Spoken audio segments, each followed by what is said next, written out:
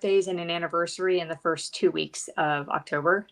Oh, yes. So, Yep. I have a birthday, a carniversary, and a wedding anniversary all in 3 days' time at the beginning of the month. yeah, it's crazy. So like this is spread out, along 16 days and it's just madness. Yeah. So this month has just been a wash for me. Like I don't have any idea what's going on. Oh, well, I'm glad that we're here and we are too. live and I'm so excited. Welcome back to the channel, you guys. I'm Rochelle, the Real Life Carnivore. I am a carnivore, a Christian, a wife, a mother to a beautiful, healthy baby boy that I was able to conceive naturally through the carnivore way of eating. I was told that I would never have children, at least not without medical intervention. And voila, I have a child and he is healthy and he is doing great. And I am interviewing other carnivores, carnivore moms in particular, and some carnivore dads to invite them to share their stories of why they went carnivore, if their kids are carnivore, if they talk to their kids about carnivore, and if you're interested, how to talk to your kids about carnivore. So today's very special guest is Serena, aka Serena Carnivore on Instagram. She is a wonderful woman, and I'm so excited for her to share her story. So please join me in welcoming her to the show. Good morning. Welcome. Good morning. Thank you so much.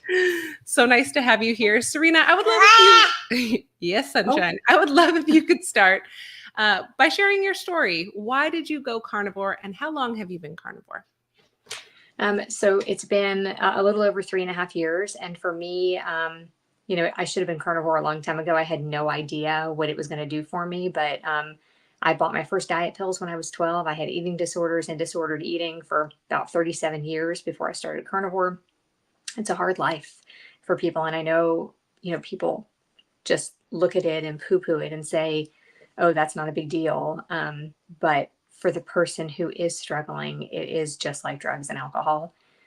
When I see those foods, when I see cinnamon buns or cupcakes, it's to me very reminiscent of how my mom was with alcohol. She was an alcoholic. My dad was a drug addict. And so for me, I know what that's like. I know what living with that is like. And people give me a hard time all the time for saying that it's like being an alcoholic. But it truly is because I lived that life. I mean, I wasn't an alcoholic, but I lived that life. I know what that looks like. I know what that feels like. And we still go places to this day where all I can remember, all I can think about when we're there is the times that I was there looking for my next fix.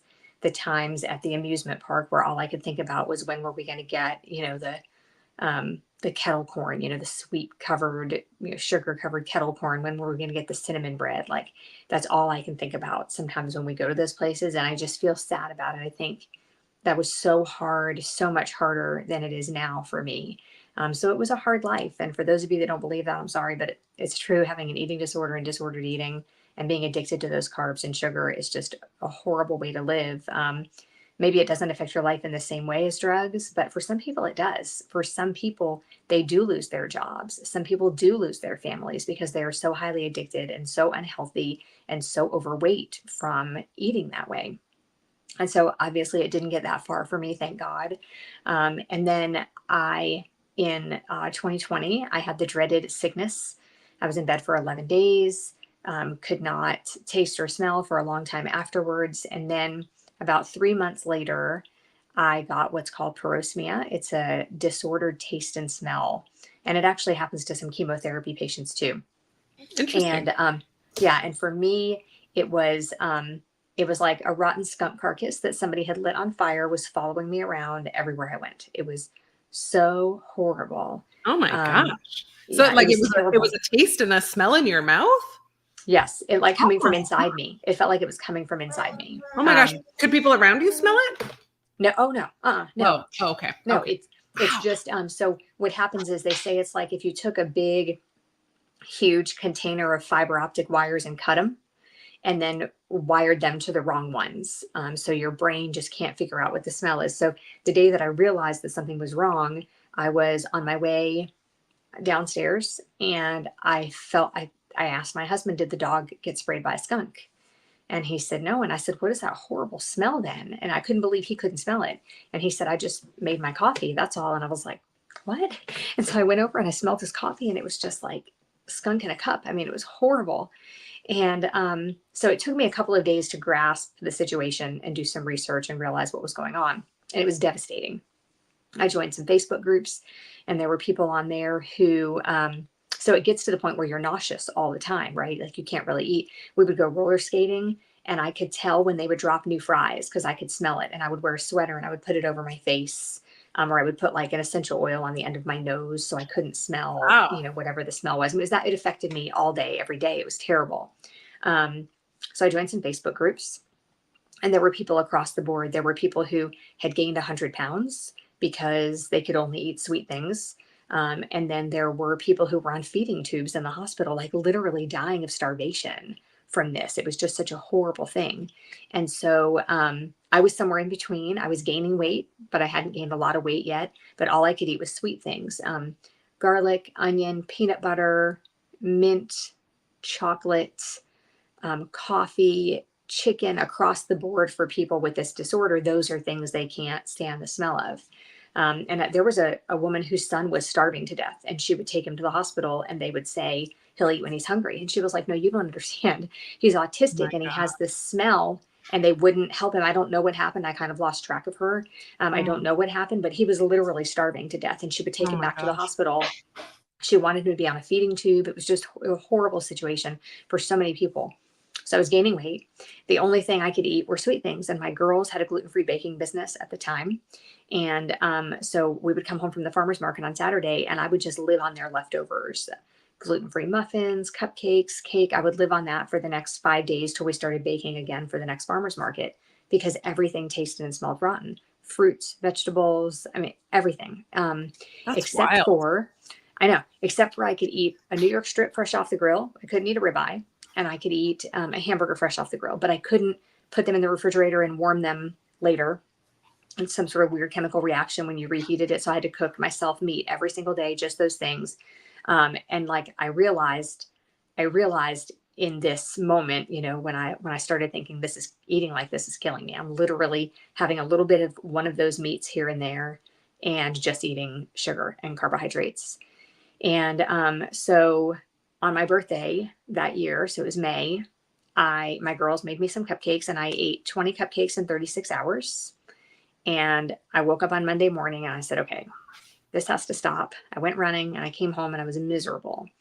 And I laid out on our back porch getting some sun, and I just thought, okay, I got to cut out the sugar and carbohydrates. I can't keep eating, just cupcakes and cake all the time.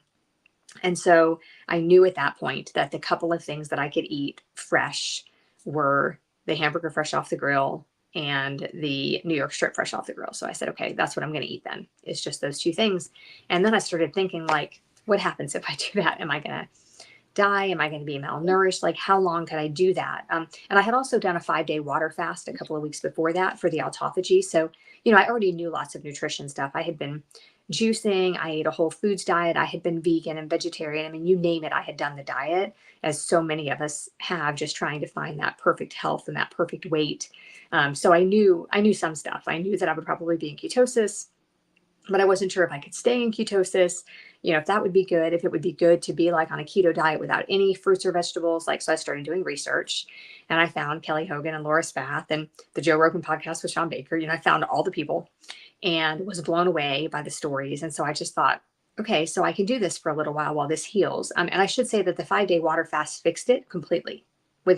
On day 4, my smell came back. So I waited until day 5 because I said that's what I was going to do. But 2 days of eating, and it came right back. The nasty smell What? taste. Yeah. So So disappointing. annoying. And so disappointing. And so anyway, so I started just eating those couple of things that I could eat. It took me about 4 months before I could add chicken in. And for me, this wasn't about my eating disorder. This wasn't about a diet necessarily. This was about healing my taste and smell. And so it was about 6 months in, I heard Katie Kelly talking about the difference between an abstainer and a moderator. And I was like, wait a minute. There are 2 different kinds of people, and I'm an abstainer. No wonder I have never eaten just one Oreo. No wonder I ate 20 cupcakes. It was like I had this eye-opening light bulb moment there when I realized the difference between the 2, and that, like, I'm not flawed. I'm just a different kind of person. I just can't have just one. And so that was huge for me. It was that moment that I realized that I was better, that I didn't have an eating disorder anymore, that I wasn't sick anymore, that I wasn't obsessed with food, except for I loved eating the meat that I was eating. And at that point, I think I had been able to add some chicken back in, but it couldn't be cold chicken. Like when I would take it out of the refrigerator, reheat it, it was horrible. And I was able to add eggs in by that point, but there were several, like at that point, I wasn't just eating the hamburger and the New York strip. I had been able to add some other things in, but it took 2 years and 8 months before I was able to add in like spices like garlic and onion. And now I'm at the point where there are just a few things here and there that still smell that way. But for the most part, it's better, which is just amazing. And I'm thrilled about that. But that's what brought me to carnivore initially. And I have seen so many benefits along the way that I did not see coming. I did not see being 51 years old and not having any aches and pains and not being sick like so many of the people that I know, and not being on any medications. And so many people my age are. And so it took me a while to realize all of the benefits that I had from it. My varicose veins are almost gone. I don't bloat after I eat, so many things that I thought, like, I used to think that I got bloated from salt if I eat things that were too salty, but it turns out it wasn't the salt, because now I'm eating like 5,000 milligrams of salt a day, and I'm never bloated or swollen or retaining water unless we're like traveling or something. And there are just so many little things along the way that end up getting better from a carnivore diet. So, so 3.5 years, and that's why I started. Wow. Okay, this is amazing. And every time I hear of someone overcoming a disordered way of eating with carnivore, it just reinforces things for me so much more deeply, particularly for myself as well, because I was a sugar addict, a carb addict. I never could have told you that that's what I was. That was my substance of choice to abuse. I never would have known that that's what it was. It took a long time, I think, for the I don't know what the association's called, but it's like the Disordered Eating Association. It took them a long time to even look at binge eating as a defined disordered way of eating. I'm like, how is this not defined as an eating disorder? Like, and for me, I come from a long history of restrictive binge eating. So I would restrict until I couldn't restrict anymore. Binge. And then I would binge. Same. I thankfully never got to the point where I was purging after that, but it would have been, I could see how it would have been so easy to do that. Can you share a little bit more about that?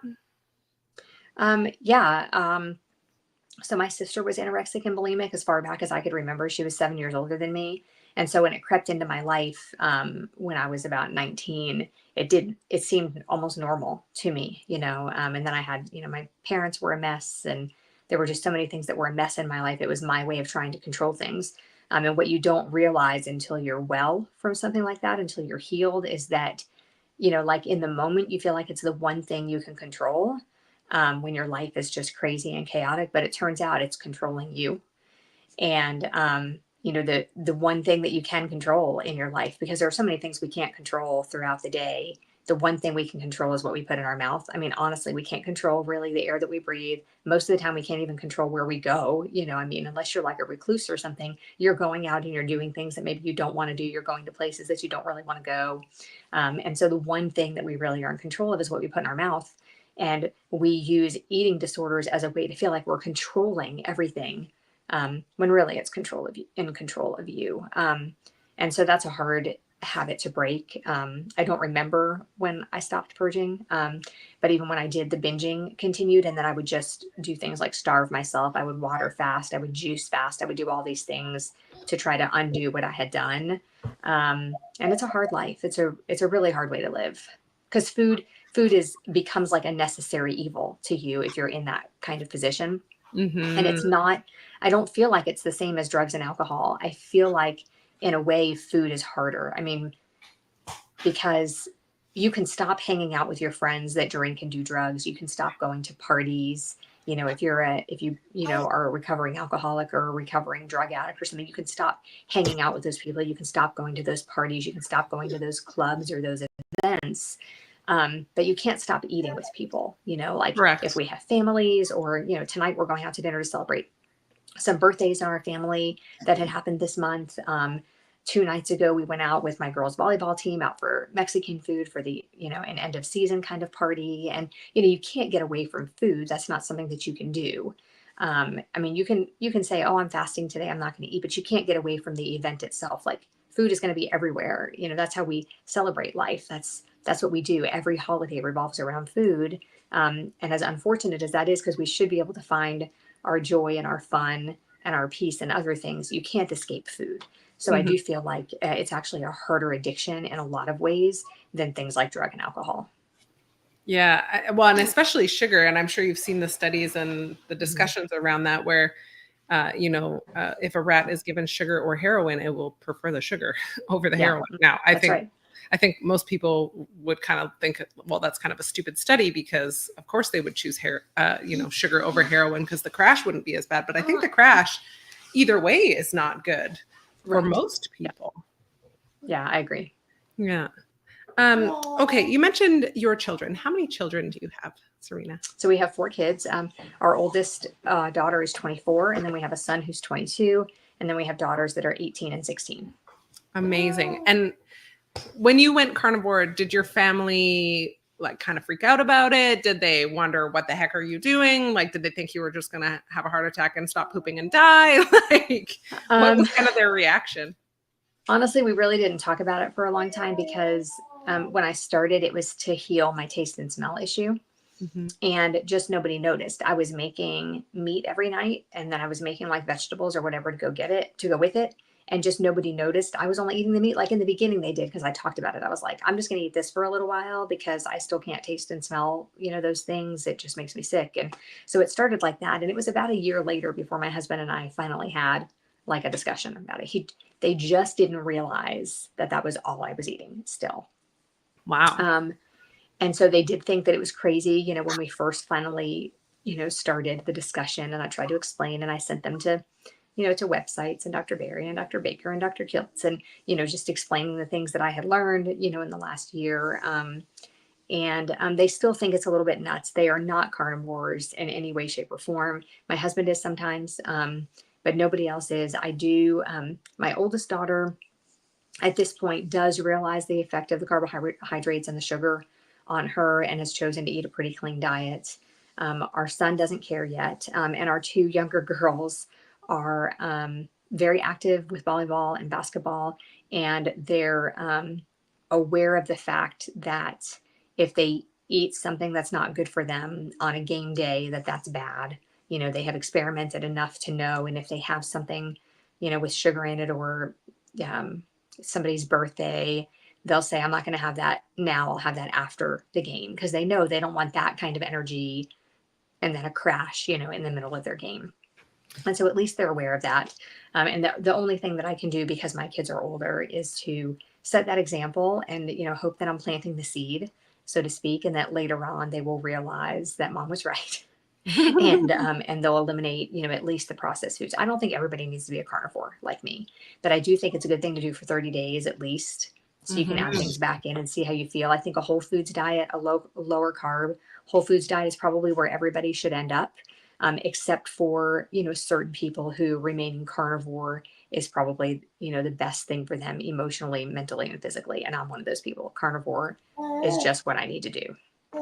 Yeah, I'm with you. A lot of people think that I'm crazy for, being carnivore, and they're like, oh, carnivore is so restrictive. And it's like, I don't think you understand that living in crippling chronic arthritic pain where you can't get out of bed and you're in your 30s and your life is being an athlete. Like, I don't think people realize how restrictive that is. But if you never talk about it, then people don't realize what you're struggling with. They just see, the typical social media stuff like, oh, she's fine. She just posted a selfie. She's totally fine. She's got no problems. Her life is perfect. It's like, no, people have no idea the demons that you literally are wrestling with behind the scenes, like you were talking about, disordered eating, pain, these types of things. For me, infertility, chronic pain, like insomnia, it just like, there were just so many things aside from, body image stuff that just, it took me coming to carnivore to really see how much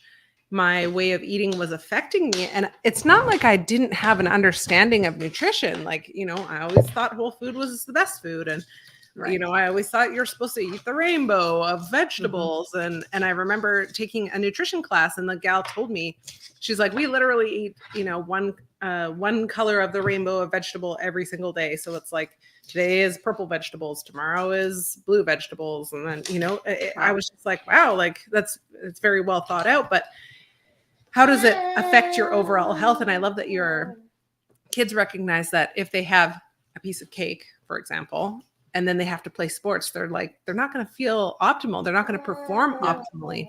And I think that that's kind of a missing point for a lot of people. Like, if you were to change one small thing about the way that you eat, what is the possibility of, you know, of improvement, of what could improve if you make that one small change?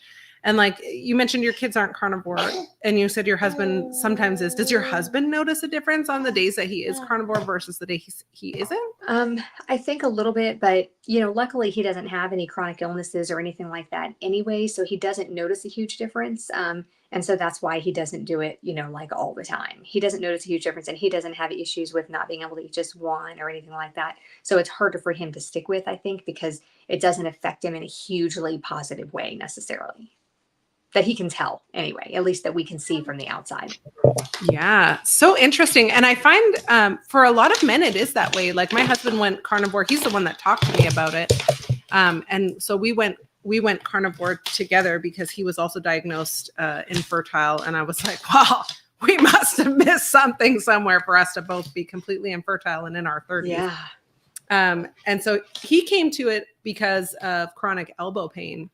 And a friend had said, oh, if you know, I did carnivore and all my back pain is gone and I was able to reintroduce foods and I feel great. And so he was like, well, you know, anything's worth a try, because he'd been dealing with this chronic pain for 2 years and he was kind of at the end of his rope with it. Meanwhile, I never even thought about those things. I never thought my disordered way of eating would heal. I never thought my chronic pain would go away. I never thought I would have, you know, normal bowel movements ever. Right. I thought I would always just have to oscillate between being constipated and taking too much magnesium. You know, I never thought about these things, but can you talk a little bit about this, Serena? Like, the things that we kind of normalize that really aren't normal? Yeah. I think if you sit down to watch a movie, I remember hearing Oprah talk about this one time.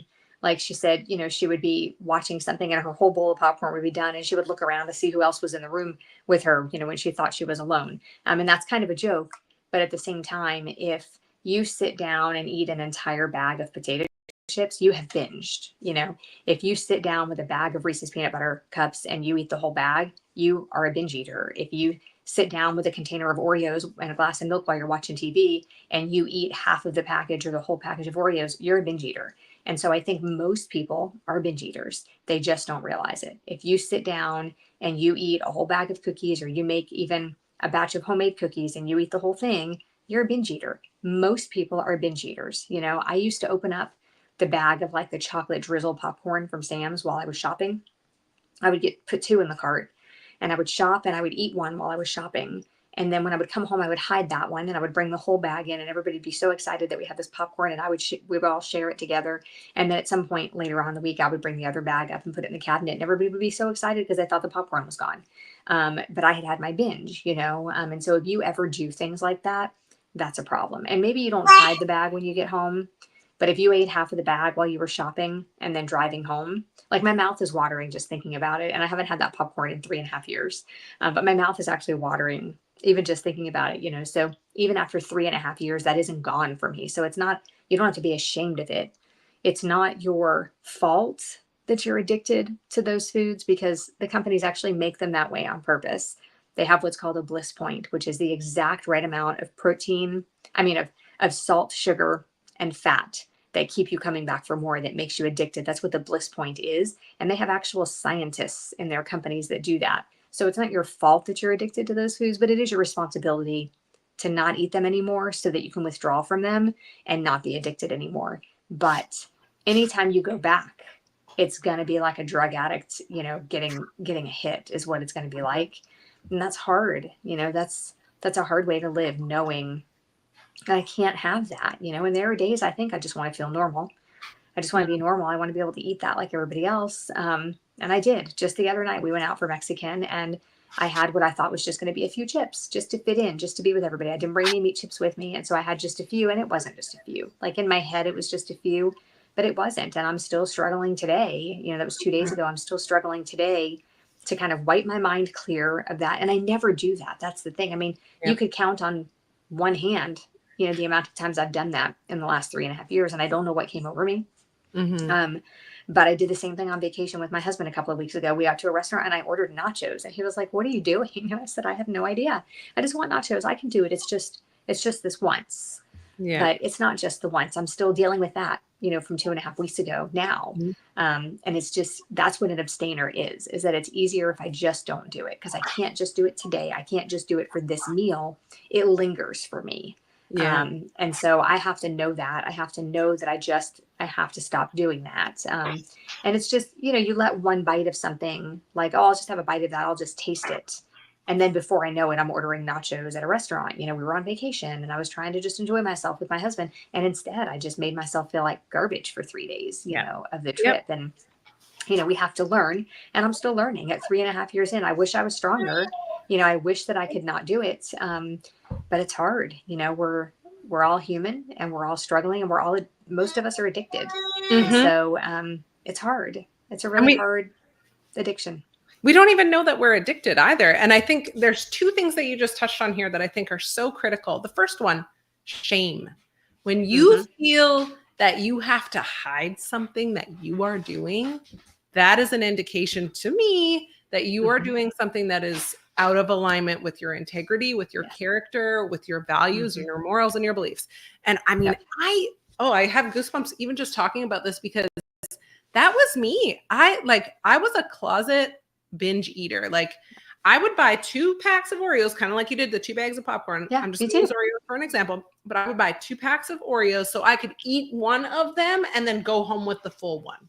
And I would eat, you know, if not the whole package, almost the whole package. I would be like, oh, you know, like just shaking from all the sugar and all the crap. And then I would feel like death, you know, and then I would go home and like binge eat almond butter or peanut butter or something to try and counter the sugar spike that I was, you know, giving my body. But I felt so ashamed about it, but I couldn't tell you that I felt ashamed about it because I didn't even recognize what I was doing.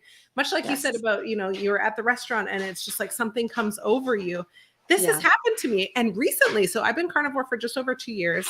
And I was trying to do a recipe for a recipe contest with Equip Foods because I love their products.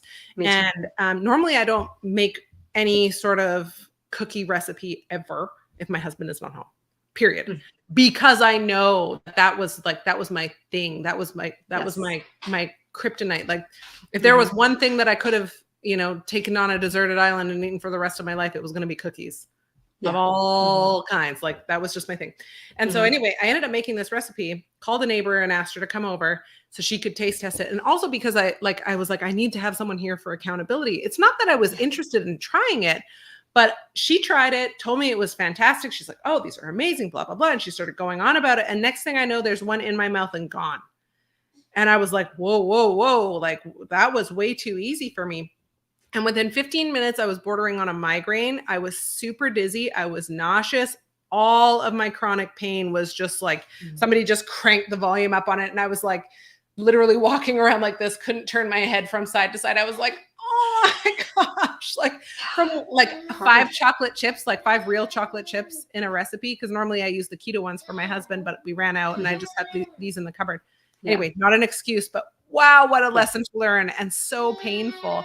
Can you talk a little bit more about the shame side of things, and like, why do we do that? Why do we hide these things?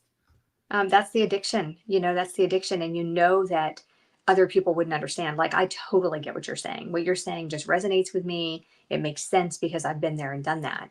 But if you talk to somebody who is not, or has not acknowledged yet that they're an addict, which happens a lot, people don't know that the foods that they're eating are addictive. You know, like, I know people who eat out 3 meals a day. They never eat at home. And if you try to get them to stop eating out, they might they might agree to it, for 30 days, say they'll do it for 30 days. But on the second day when they cave, they'll make an excuse and say, oh, it's because I didn't have time to cook or whatever. But really, I believe that it's that addiction, like it's like if somebody tries to give up smoking, and within 3 days they're smoking again, it's because they can't do it. And so I think there's always that fear that people won't understand, and that's the shame. But what most people don't realize is that other people are doing it too. The people that they don't want to tell because they're ashamed are also doing it. They're just doing it, with different objects or something. You know what I mean? Like I think probably almost everybody's addicted to something. And some people are just better at hiding it than others. But I think the shame just comes from thinking other people won't understand. It's like a drug addict and an alcoholic. They hide it too. It's just our nature. Yeah. Yeah. Well, and I think that the most important thing for us to recognize about shame, and we talk about this at our church, and I talk about this in the Steak and Butter Gang as well, is that shame dies when we share in safe places. And so if you have these issues and you are like, and this is resonating with you and you're hearing this and you're like, oh my gosh, like I struggle with addictions, whether it be to food or substances or, other things like online materials, your phone, whatever it is, like let that conviction sow the seed in you to kind of help you move forward. Because I think, like I said, when you start sharing, it takes the charge out of the shame. And when the charge is not in the shame anymore, it's not able to get the train going to move you back into that cycle. Because in my opinion, it's a cycle of personal abuse. Like we're abusing ourselves. We're like, oh, you're not worthy of, love, or you're not worthy of taking care of yourself because of whatever the story is that's attached to that. But to me, it's all lies. They're all lies. And we just inherently believe them. And then we use those to justify our actions and behaviors rather than correcting the lie to correct the action and the behavior. What do you think about that? Yeah, I agree with that 100%. It's hard. And I like, for me, with my parents both being addicts, I was going to be addicted to something. And I guess in a lot of ways, I'm glad that it's food, because at least it's not alcohol or, cocaine or crack or something. But at the same time, I wish it wasn't food, I wish it wasn't something that was so necessary, Well, and like you said, it's really like a necessary evil, and it becomes a necessary evil because you have to eat to survive. There's those people in those in certain religions that believe they can literally just live on air, and then eventually they die because they've dehydrated and starved to death. And I'm just to me, it's just at some point you do have to eat. And like you said, you can't avoid the events. You can't avoid certain things, but there are ways that you can prepare for those events. So I would love for you to share, what are your tips for people preparing for events, for people going to parties, because we are getting into holiday season right now. So like we're going out to eat tonight, and we have eaten out so much in the last few weeks just because of our schedule. I wish I was looking forward to it, but I'm just not. And we're going to a pizza place. And so I've already looked up the menu. We go every year. So I know what they have. And getting a pizza and taking the toppings off just isn't something that I think I can do at this function. Like, the table's already going to be crowded. I don't want to be, picking the toppings off of, an entire pizza to have a meal. And plus that's just too much cheese. I mean, let's be honest. I did that recently. It's way too much cheese.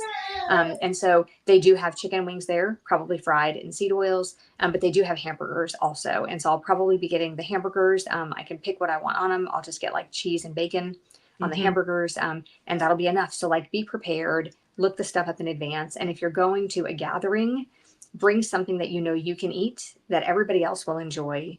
But just in case there's not something else there that you can eat, you'll know that you have something.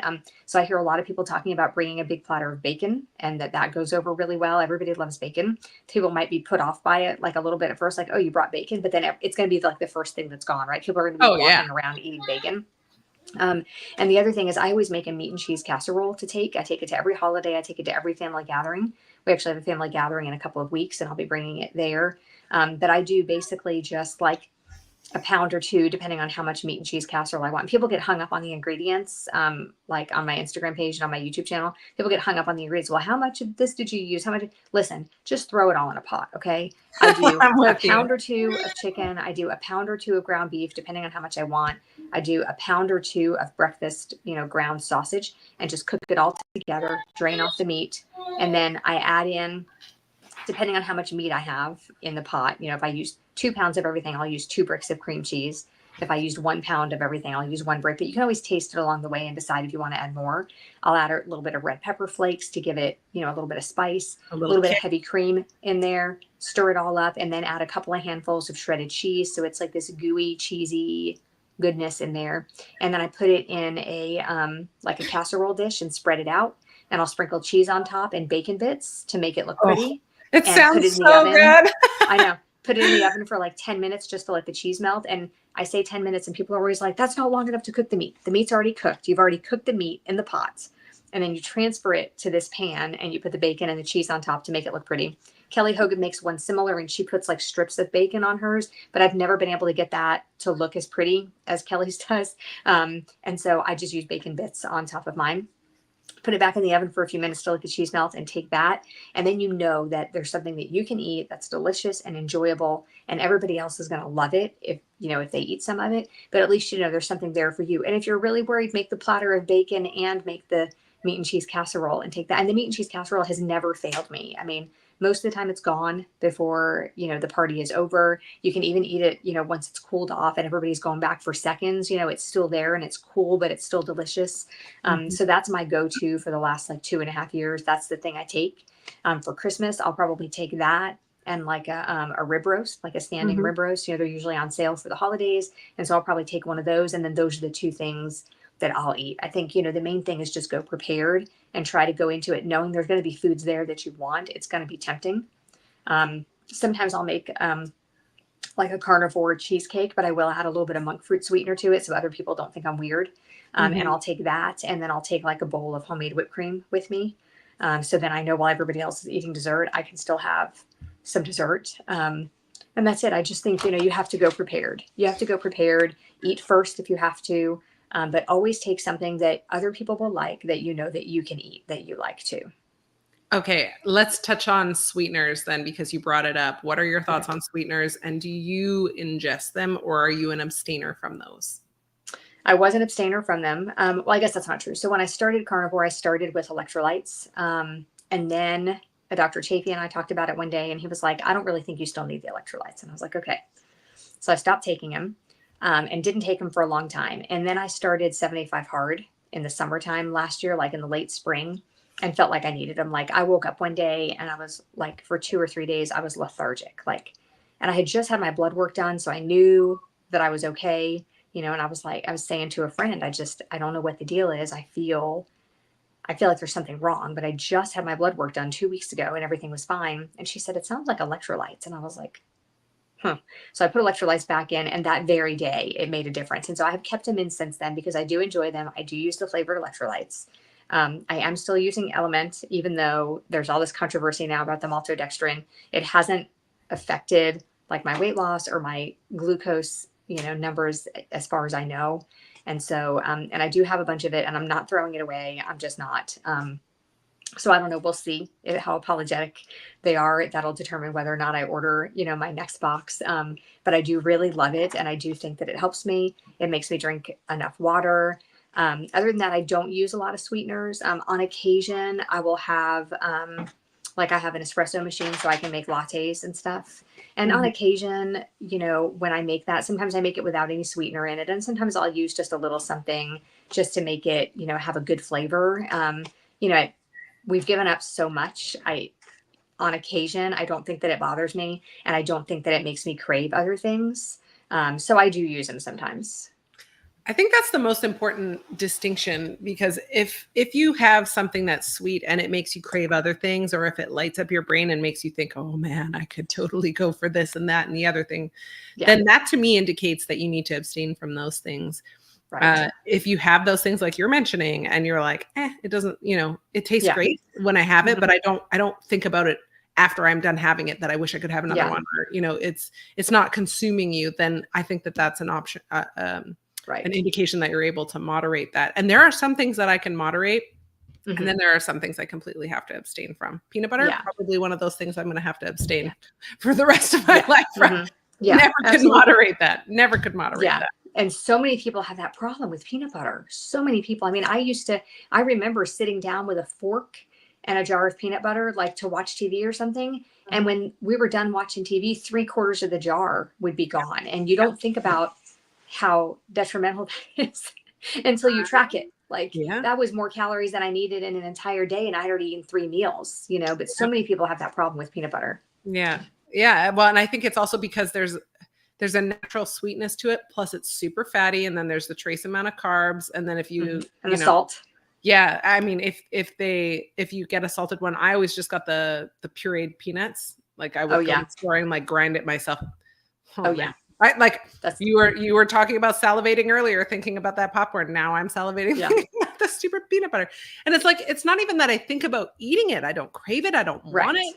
I smell it and I'm like, yeah, it smells good, but I don't want to put it in my mouth and have the repercussions of how it makes me feel. You know, Yeah, or like I a agree. loss of control, you know, that would come in accompaniment with that. Yeah, I agree. Yeah, it's just so interesting to me to hear, because I just relate to so many aspects of your story. You know, I just feel like we just get each other when it comes to this type of thing. And so I guess my next question is, you mentioned about calorie tracking and that sort of thing. Do you track your calories? Do you macro count? Like, what has worked for you? What doesn't work for you? Have you tried going without? I've tried everything since I started carnivore. So in the beginning, I gained weight because I was under eating and fasting too much. And oh, hi, Adrian. So I was fasting too much. I was not eating enough. And I wasn't tracking because everybody said you don't need to track. You just need to eat until you're full. Well, because I was so used to starving myself, a couple of hamburger patties made me feel full after years of deprivation, after years of just, you know, salads with grilled chicken breast, you know, and non-fat yogurt. And I didn't know what it felt like to be nourished and full. So I followed all of the advice. I gained 18 pounds. I was doing like the alternate day fasting. I was miserable. And people kept saying, oh, you're just healing. You're just healing. You're just healing. But it turns out it was under eating probably 6 days a week and fasting, you know, every other day. And then like on Sundays, I would eat a little bit more, you know, but not a whole lot more. But at that point I had slowed my metabolism down so much that any little bit more that I ate over the 800 or 900 calories that I was currently eating, my body would hold on to it. So I'd gain like half a pound or a pound every like week or week and a half or 2 weeks. And I kept saying, I don't understand why I'm gaining weight. Oh, you're just healing. You're just healing. But it turns out I was starving myself so much that every little bit, you know, that I ate over and above that, I mean, I was gaining weight at 1,600 calories or 1,700 calories on a Sunday. And then throughout the week, I couldn't lose it because I was still starving myself. And so it was like this cumulative effect that, you know, ended up being 1,800.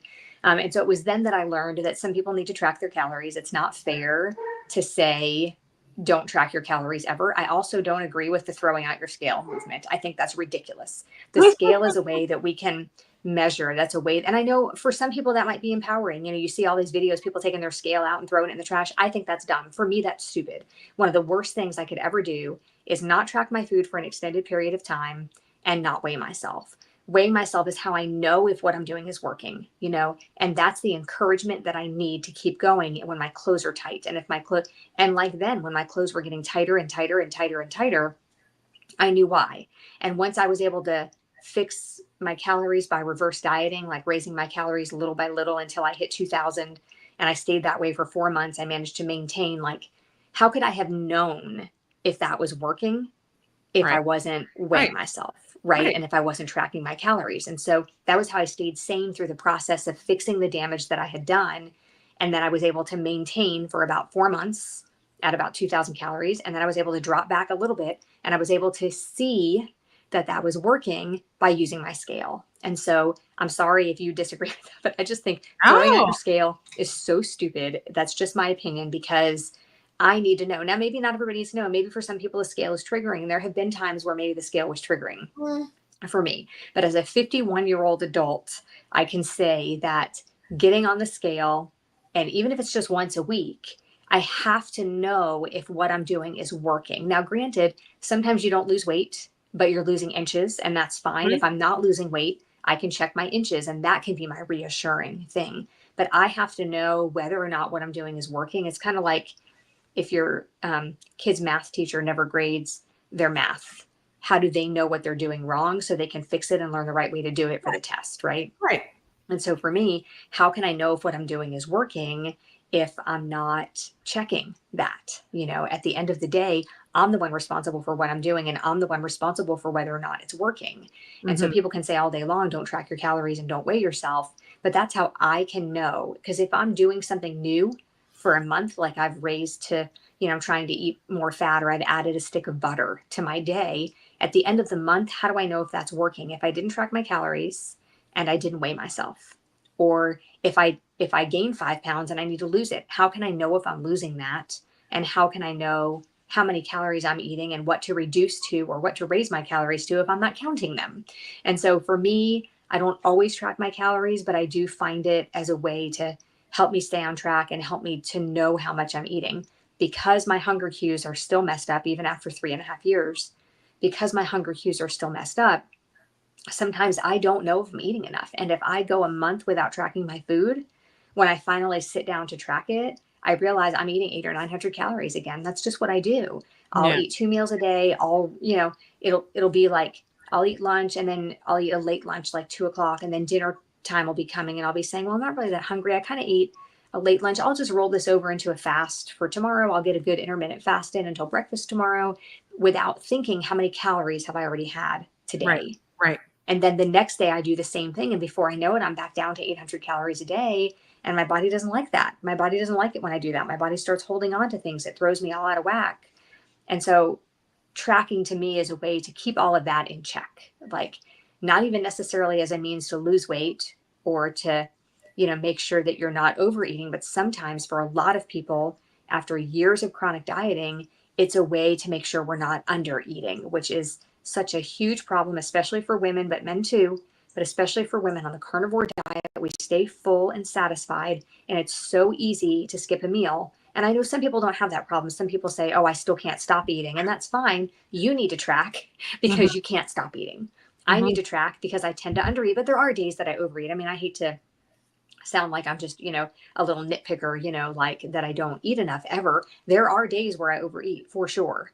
I could totally overeat. Like today, I'm starving. I want to go downstairs and eat, 3 honey carnivore bars. I do eat the honey carnivore bar. Oh, I they're don't think that so it's, good. I know they're so good. I don't think that it's causing me a problem. But if I thought that it was, I would pull them right back out. But like today, I want to eat, and I think it's because I sardine fasted yesterday. and Yeah. I actually only got 2 cans in. See what I did? So it was like Yeah. 400 calories yesterday. And I didn't mean to. It was just that I had the 2 cans of sardines. It was like 11 o'clock by the time I had them. And then I was busy. I went to go do some reflexology. I went to go have my hair trimmed. I had to go to a basketball meeting. And by the time I got home, it was late. And I don't like to eat after like 5 or 6 o'clock. And so it just kind of happened. I didn't really intend to do that, but it did just kind of happen. And so today I'm hungrier, and today I'm going to need to eat a little bit more to kind of, make up for that. Because even on a sardine fast, I feel like, you should eat your calories in sardines if you can. Yeah. So anyway, This so I think is tracking so, is, yeah. I think tracking is good and weighing is good, but that's just me. What were you saying? This is so amazing to hear your perspective on this, because I do Thanks. agree that the scale has a purpose, the measuring tape has a purpose, tracking has a purpose. I wouldn't say that it's something you need to do every single day. And I think if you come from the diet mentality where you had to track to keep it below 100, or not 100, like 1,000 calories or 800 calories or 900 calories or whatever, Yeah. maybe you need to step away from that for a Mm-hmm. period of time. Just focus on nourishing your body. And like you said, you're 3.5 years in and you're still kind of battling with your hunger and satiety signals. And for me, Yeah. it took me 2 years with the pregnancy, the postpartum breastfeeding, and then going lion for Mm-hmm. me to regulate my Yes. my Mm-hmm. hunger and satiety. And I, for the first time in my life, became an undereater when I went lion. It was so easy to undereat because Yes. I ate enough fat. Like, it's not like I was under eating. Like I Right. was still eating 80/20, and I was eating about 3,000 calories, but like I dropped 14 pounds Wow. in like just a few weeks. And I was like, whoa, like, you know, and if I wouldn't have been stepping on the scale, I wouldn't have known. I also lost, I think it was like 14 or 15 inches in like Wow. 5-week period, which is great. You know, postpartum, Yeah. that's what you want to see that, Yeah. that kind of Yeah. composition change. But I became an undereater. And then as soon as I started introducing other foods in, it's like my appetite came back. And then I had to kind of like really check in with myself. Like, okay, well, am I actually hungry? Or do I just want to eat Right. because I want to eat? And sometimes I just need to eat because I want to eat dinner with my husband. You know, if he works late, Right. you know, I want to eat dinner with my husband. I don't like eating alone. Not that I'm alone because I have the baby, but I want to eat dinner with my husband. I want to have that socialization time with him. And sometimes I'm not hungry. And so I'll just have, you know, sparkling water or something like Right. that. You just touched on something as well. You mentioned about the sardine fast that you did yesterday. Can you talk a little bit about sardine fasting, egg fasting, fat fasting? What are your thoughts on these things? Do you think they have a place? Are they beneficial? Are they for everyone? So I do. I think they all have a place. Just like I think high fat carnivore and lower fat carnivore all have a place. And I think that our bodies change and our hormones change. And I think that that it's okay to go kind of in and out of those things. And so for me, I started out as kind of your basic carnivore, like 80/20. And then hearing other people talk about high fat carnivore, at one point I switched to high fat. I've been a huge advocate of high fat carnivore. I think especially as we get older, like my age and you're, look, 50s, 60s, upper 40s even, I think we have to be more careful about restricting our fat too much, because I do think our bodies need the fat. But I do think everybody's different, and I think there can be different transitions along the way. Somewhere towards the beginning, I tried low fat carnivore, almost like a protein sparing modified fast. It made me anxious. It made me hungry. It made me grouchy. I did not like it. I didn't lose weight. I actually gained a little bit of weight. I did not like it at all. Even rotating like 2 days on, 2 days off or something, my body did not like that. And then I switched to high fat carnivore. Honestly, I feel my best at 90 or 95% fat every day. But it's almost impossible. It's not fun. The food is not as enjoyable to me. I don't really enjoy just like the ribeye trimmings. I mean, I get those sometimes from my butcher and I will eat those, but I don't really enjoy them like I wish I did. And so that's not as much fun for me. So most of my fat ends up coming from butter. What I find is that at 90% fat, I really can't even have like one hamburger in a day. Like I can eat a couple of eggs, or I could eat half of a burger in a day, and the rest of it has to be fat. So it's really not that much fun. But it works for me. I lost weight. I feel like I lose inflammation. I feel like I lean out. I think it really works for my body. Yes. And then egg fast, Yeah. Yes. I was just agreeing with you. Yeah. And then egg fasting also is like that for me. My ketones will go up. My glucose will come down a little bit on an egg fast. But I get to a point where like one more bite of eggs and it's all coming back up. So you get like that. It's like there's this egg threshold. Yes. Like especially with especially with like runny eggs. I can only do like one or two of those. So now I'm in a phase where I like my eggs really crispy and really well done. So I'll make them, just like fried eggs, but flip them and let them cook for a really long time. So the whites, like every bite crunches, and that's really good. And I tend to not have as much of a threshold with that, but with hard boiled eggs, like 4 is probably the most I could do before I start like that last bite.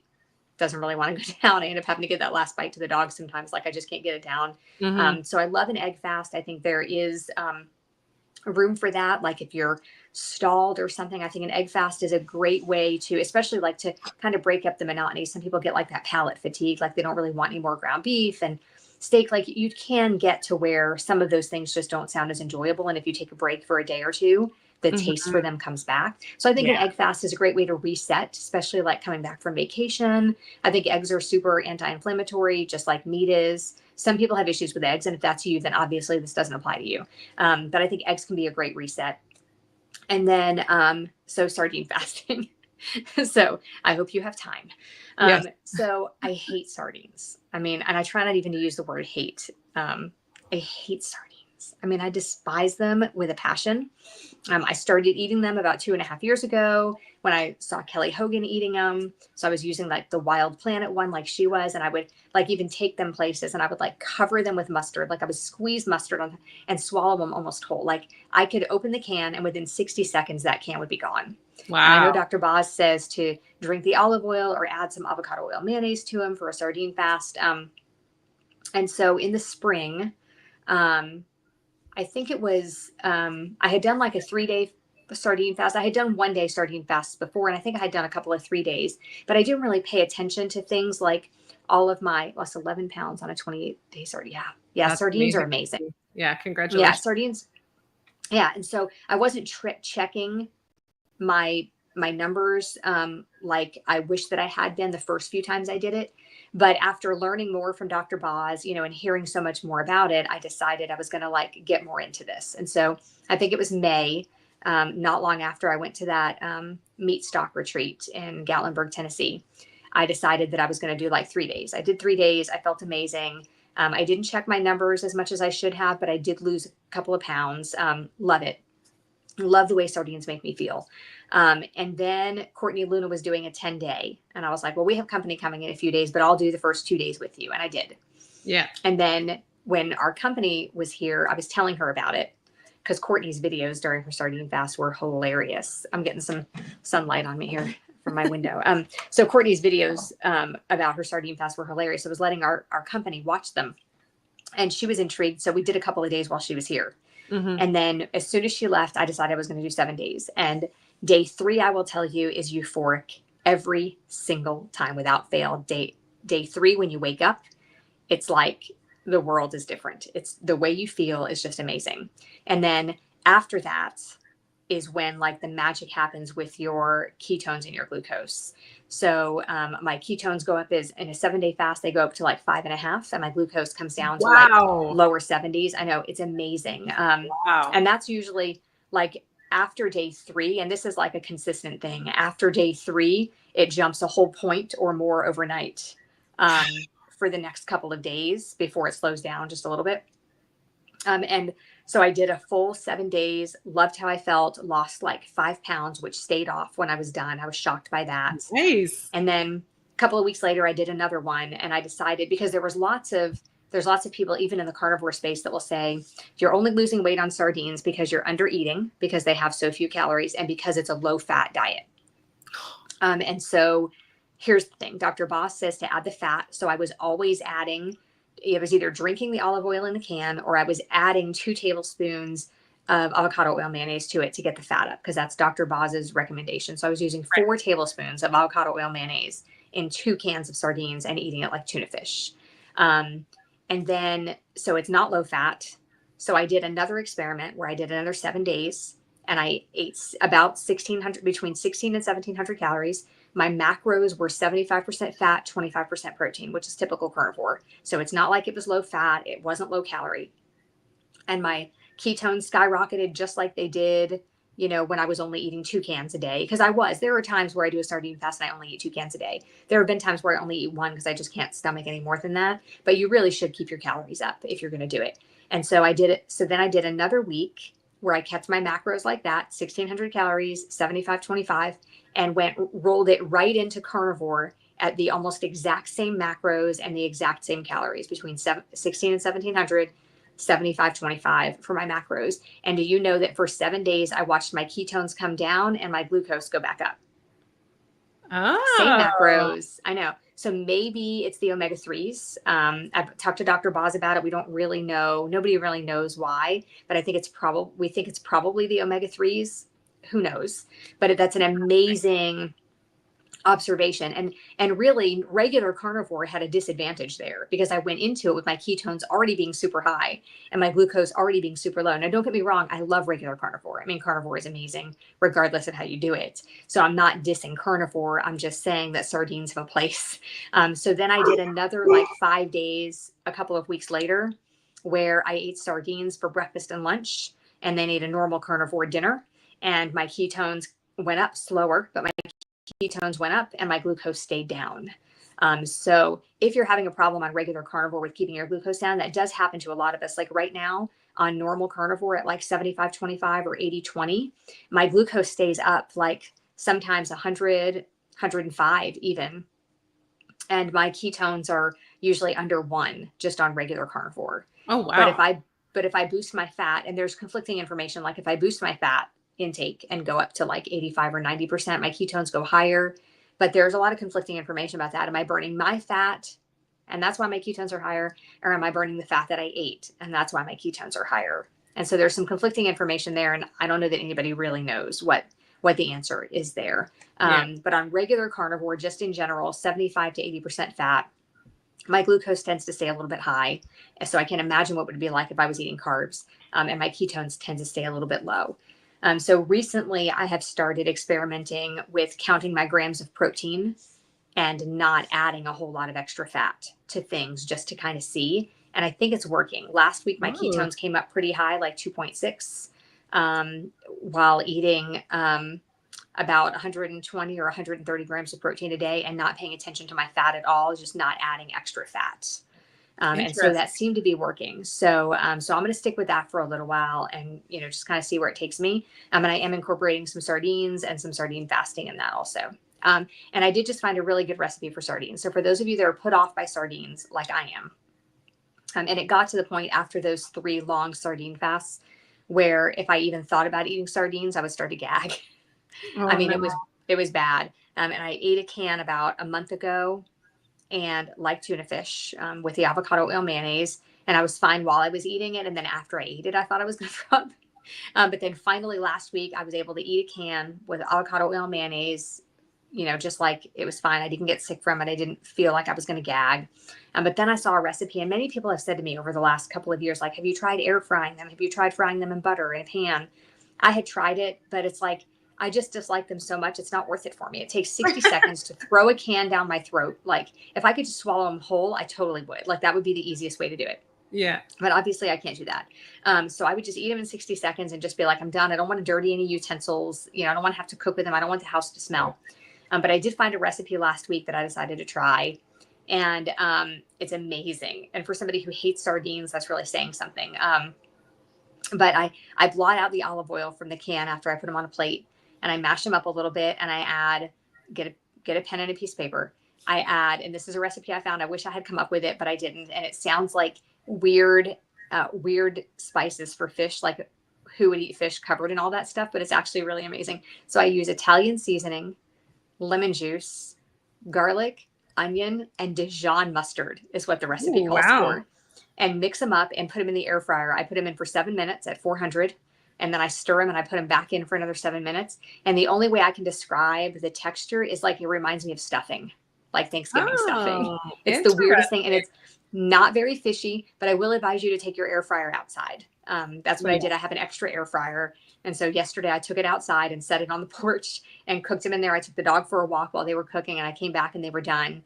And they're like, I can't explain it. They're like crispy and chewy, and you can taste the lemon and you can taste all of the spices and just a little bit of the sardine itself. It's amazing. So, interesting. like that's my go-to. Like a modified fish stick. Yeah. Kind of like yeah. I guess it like an already chewed up fish stick. How's that? As appetizing as digested. Yeah. Chrissy really said good. she likes putting hot sauce on her sardines. Yeah, I've done it like that, and I've done the mustard. I even when we were out of town in the summertime, and I had heard people talking about the dill pickle mustard that Trader Joe's has, and it's seasonal. Mm-hmm. And so, without even ever having tried it, I went into a Trader Joe's and bought like 6 of the bottles. And my husband was like, "What if we don't like it?" I was like, "Well, then I'll send it to somebody who does like it." And we got up to the register, and lady's like, "This is the bomb." And I was like, "We should have bought more. Like, we should have bought more," because I was using it all, on my sardines. It's so good. Yeah. But honestly, I would rather eat them like this air fried, even though it ends up taking about 20 minutes from start to finish now, rather than just, a 60-second thing. If I can get them down like that and I can do it. Yeah. If I can do a sardine fast like that, then it's totally worth the 20 minutes 2 or 3 times a day to be able to eat those and not, because the feeling of a sardine fast, honestly, if I could pick one hack that I've done in 3.5 years since I've been carnivore that I wish I could do every day forever, it would be sardine fasting. It totally would. I mean, that's how amazing I feel on a sardine fast. If I could just pick one hack to do for the rest of my life, I would eat sardines. That would be the only thing that I would eat every day until I die because of the way it makes me feel. I love But it. I also, there's no reason for me to choose that because I also love ribeye and I also love hamburgers and I love crab meat and shrimp. And so luckily I don't have to choose, but I will always have sardines on hand, especially for if I ever just don't feel good. If I ever have eaten something I shouldn't have eaten, or maybe I ate too much, or maybe, we have a big event coming up and I want to lose a few pounds in the next couple of days. I can totally lose a few pounds in a couple of days by just eating sardines. And typically the weight loss from a sardine fast stays off. Yeah, that's amazing. I personally will never be able to do a sardine fast. I'm definitely allergic to any sort of like fish, shellfish, seafood. So Oh, I'll never get to try that. But I have done some fat fasting, but I yeah. found for me when I do the fat fasting, I end up hungrier. It's just very, very Interesting. weird. I can do a 90-10, and that I Yeah. consider like that's my consideration of a fat fast. Yeah. It also could be because I was breastfeeding. Yeah. It could be. I don't know. There's Yeah. too many But factors. yeah, but fat fasting made me feel amazing too. It's just that sardines are almost more doable for me Yeah. because I can eat more. I Right. don't know. I don't know. It's weird. I don't Yeah. know. So interesting. So it's technically it's not like a true fast anyway, because you are still No. eating something, but like I think Mindy Yeah. Pels would call it like a fasted snack. Yeah. Yeah. Yeah. Mhm. So Or a cool. challenge. Some people call it a challenge, but Yes. Yes. Yeah. yeah. We have a question Okay. from Marcy. Have you ever done the fat fasting that Kelly does? If so, does it feel the same as sardine fasting? Good question. So for me, it's similar. I have done the fat fasting that Kelly does. I have done like lots of beef tallow in a day and lots of ribeye trimmings, air fried and stuff like that. Like a couple of years ago while Kelly was doing it, even last year, I did it. And it does feel really good. But the truth is, if you can have sardines, my ketones go higher and my glucose comes down lower when I do sardines versus a fat fast. Mm-hmm. Mm-hmm. Great So question, Marcy. yeah. And none of those things really are sustainable forever, but they're great little hacks to get you back on track, or just like once or twice a week to boost your metabolism or to lose a couple of pounds or just to do something different. I don't think there's anything wrong with like experimenting. And some of the same people who are negative about these things and say they're unsustainable are people who water fast. Like that's not really sustainable forever either. And so, we're all always looking for, and I don't know, some people would say it's a problem. Some people would say we've traded one eating disorder for another. But at least this is healthy. And I don't think that, an eating disorder would be something that's negative. And this is not. And those same people would praise people that are doing a plant-based diet, but then, be all over us for eating the way that we're eating. But I think that anything that you can do just kind of as a hack every few days or once a week or a couple of times a month, Mm-hmm. that helps keep you from getting bored, helps to, boost your autophagy, that helps boost your health. Why Mm-hmm. not do it? So an egg fast, a fat fast, a sardine fast, just some intermittent fasting. I don't think there's anything wrong with incorporating those things into a healthy carnivore or ketogenic diet. Yeah, I'm in agreement with you too. I think it's about optimizing things, finding what works for you, and just knowing that your body is going to change. Not everything is going to work, the same way twice, kind of thing. Like Right.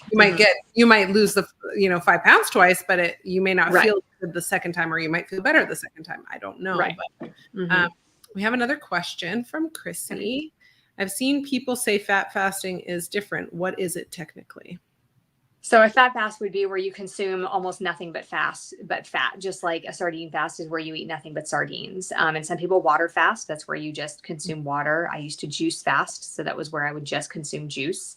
And so fat fasting would be lots of fat. So some people will do just like 2 sticks of butter. Some people will do just all kinds of fat, like just tallow and bacon grease and butter, and that would be all you would eat in a day. Or you could go to your butcher and you could get some ribeye trimmings and you could air fry those and just eat those for a day. I've seen Kelly Hogan recently using some heavy cream as part of her fat fast. I've seen people use lots of egg yolks for a fat fast. I've done that. Kind of egg yolks cooked in some heavy cream with some whipped cream for a snack, and then some whipped beef tallow later. I've even done whipped beef tallow where I add like a little bit of protein powder to it to flavor it. It tastes a lot like frosting. Oh yeah, it And does. and it Can't does. It tastes a moderate lot that. like frosting. Yeah. And then like do the air fried ribeye trimmings for dessert, I mean, for dinner, at the end of the Yeah. day. So there are lots of ways. So just think of a fat fast as getting like 90 or 95% of your calories from fat. And however you have to do that to make that work out. Yeah, I love that. Another option would be like suet, chicken Yeah. skins, Mm-hmm. pork belly is Yeah. another really good Mm-hmm. one. Yep. Those are You just all got to watch the bone marrow. protein though. Marrow. Yeah. You Yeah, got to watch the protein though. What you want is the fat. right, right. Yeah. Great question, Chrissy. Well, Miss Serena, I think our time is coming to a close here for the day, but I would love if you could impart some wisdom on our guests and our viewers. If you were to encounter someone who was considering carnivore or a carnivore lifestyle or a meat-based lifestyle, what would be your top tips that you would recommend to them? So I would say give it at least 30 days. A lot of people go longer because they feel so good at the end of the 30 days. So I would say give it at least 30 days. And for a lot of people, the idea that you're never going to have a piece of cake again, or that you're never going to be able to eat a normal dinner with your family again, or have spaghetti again, sometimes that's very overwhelming for people. And so I'll go ahead and give Courtney's book a plug here, Carnivore in the Kitchen, brand new book by Courtney Luna. On Amazon, Barnes and Noble, all the places. It's an amazing book that has recipes in it that will give you ideas for. I mean, there's a pasta recipe in there. There's a like a muffin recipe to have with dinner in there. There's pizza and lasagna, and there's all kinds of recipes in there. Soup recipes, tortilla recipes, amazing recipes that you can use to make yourself feel more normal if that's what you're afraid of. But I would say the biggest piece of advice is take it one meal at a time. So, like, wake up tomorrow morning and say, I'm going to do this for breakfast. I'm going to get through breakfast today. And you'll get through breakfast and you'll feel like a little bit empowered. And then get through lunch and say, okay, I'm going to make it through lunch today. And now remember that the first few days are going to be difficult because you're going to be withdrawing from carbohydrates. You're going to be missing things. You're going to be tired. But if you can get through it, but do it by getting through one meal at a time. At the end of that first day, just get through dinner and say, okay, all right, I did it. I made it through dinner. And the next morning, you're going to wake up and you're going to say, oh my goodness, I did one day. So don't sit down tomorrow morning and say, I can't believe I have to do this for 30 days. Do breakfast, lunch, and dinner. And then the next day, do breakfast, lunch, and dinner. Get through like the first 6 or 9 or 12 meals. And then you're going to be almost a week in and you're going to be like, oh my goodness, I can't believe I did this. And at the end of the week, you're going to feel good because some of those withdrawal symptoms are going to be gone. You're going to feel so much better. Your pain is going to start going away. If you're a diabetic, you probably won't need insulin anymore. You're going to have all of these amazing effects from just doing that one week that'll be enough to kind of propel you through to finish up the 30 days and then add things back in, one thing at a time. Like if you're worried about it and you feel like this can't be healthy, which so many people say, even though you're feeling amazing, or you feel like I don't really want to eat like this forever. So what can I add back in that's not going to make me feel like garbage? Do it one thing at a time. Add some blueberries in. I would advise fruits instead of vegetables because so many of the vegetables have oxalates in it. That's a whole nother rabbit hole you can go down later and learn about. But I would add things back in just one at a time, like one thing a day, which is hard. That's hard for me to add things back in one at a time because like I gorge on, like when I did the lion diet, the day I was done with the lion diet, I was just going to add like eggs back in. I added in eggs and cheese and decaffeinated coffee. Like I added in all these things because I was missing all of those things. And so try not to be me. Don't do that. But add things back in one at a time, but give yourself that opportunity. Like, especially if you have autoimmune diseases or you are a type 2 diabetic, or even if you're a type 1 diabetic, if you have health problems, if you have fibromyalgia or MS or cancer, or, you have arthritis, like any of those things, give yourself a chance. Any kind of autoimmune diseases, especially because those are caused by inflammation, which is caused mostly by the foods that we're eating. And so if you can put yourself on this anti-inflammatory diet, this elimination diet, which is like, it's the ultimate elimination diet because meat is so anti-inflammatory. Give yourself that opportunity to take yourself off of all of those garbage, foods and see how you feel. You owe it to yourself. You owe it to your children. I mean, there was a thing on the at the Senate about almost a month ago now. RFK Jr. was there, and regardless of what side you're on there, regardless of your politics, this is a bipartisan issue, our nutrition. And there was a thing at the Senate, and the biggest takeaway for me now, I cried multiple times. If you haven't seen it, go look for it. I cried multiple times. It was a 4-hour deal. And the thing that made me cry the most was the fact that if we continue on the trajectory that we're on health-wise, if the health of Americans declines as much in the next 50 years as it did in the last 50 years, our children's children, so my children's children, my grandchildren, will not outlive their parents. My kids will watch my grandkids die. Oh, oh And my I gosh. probably won't be here to see it. Thank God. But my That's kids how will. heartbreaking. My kids will watch their kids die. So if we continue on the trajectory that we're on, and that's the artificial flavorings, the artificial colors, the ultra processed foods that we're eating, if we continue on this trajectory, that's what will happen. Yeah. And so I think that that's important, regardless of what side of the aisle you sit on. If you're a Democrat or a Republican, the health of Americans is at stake here. And one of the ways that you can make a difference is by not buying the processed foods anymore, going on an elimination diet, adding things back in that don't make you feel bad. That's our true human, our proper human diet, as Dr. Berry says. And so you add some, low oxalate vegetables and some fruits back in afterwards. And if you continue to eat a whole foods diet and feed your kids that, you have reversed that trajectory if you can do that. So if every family one at a time can make those decisions and do that, it's going to save us. I mean, we can't continue on the path that we're on with the processed foods. And so I guess that's probably my biggest takeaway, but do it for yourself, I think. I mean, yeah, we need to redefine what food is. That's true, Chrissy. I mean, food does not come out of a package. Food comes, from the earth somehow.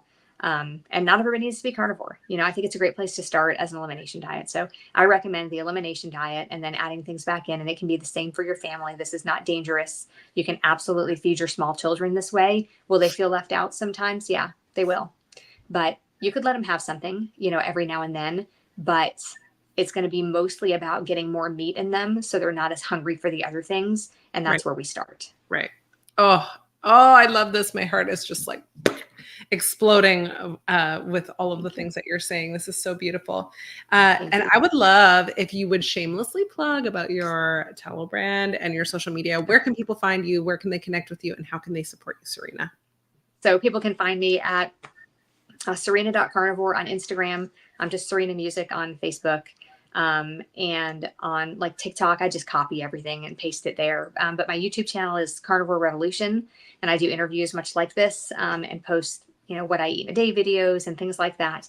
And then you can also find me at Purely Tallow Skincare on Facebook and Instagram. And I have a line of natural tallow skincare products and candles, all different kinds of skincare products, from facial oil cleanser to an overnight cream to daytime cream and lip balm. And like I said, candles. I have a salt scrub. I have lots of different products on the website. So you can go there and support me. It's purelytallow.com. And Christmas is coming, so get your orders in soon if you want stuff for Christmas, because we don't want to get behind and not be able to get those orders out for you. But it's crazy to say that at the end of October. But these are handmade products. We make them here in our kitchen. My girls help me a lot. They just turned 16 and 18. I literally couldn't do the business without them. They are the backbone. I'm getting ready to go downstairs and send out some orders now, but they are huge help. So know that you're not just supporting me, you're supporting my family and my sweet girls who are nice enough to help me. Their friends come over and help. And so it's definitely a family business. Like I said, still doing it out of our kitchen for now. And it's been a lot of fun. So purelytallow.com is the best way to support me. Awesome. Well, Serena, it has been my absolute pleasure and honor having you here. Thank you for sharing your wisdom and your experiences and your powerful, powerful stories with this community, and just being such a light for so many of us.